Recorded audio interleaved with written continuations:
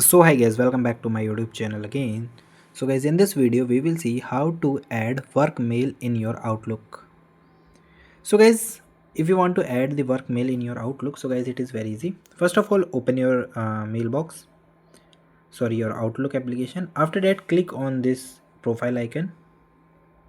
Okay, after clicking here you see the option of setting. Click on it.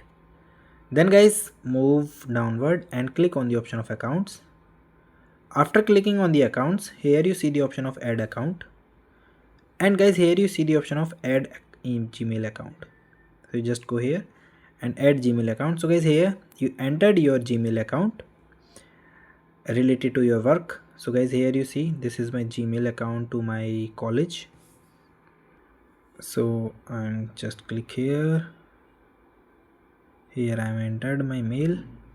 Then okay, then continue. Okay, so guys, here you see this is my college ID. So I'm just entered. Now it asks for the password. Okay, so you just enter the password and you just log in. This is the simple way that you can done. Okay, so guys, thank you and have a nice day.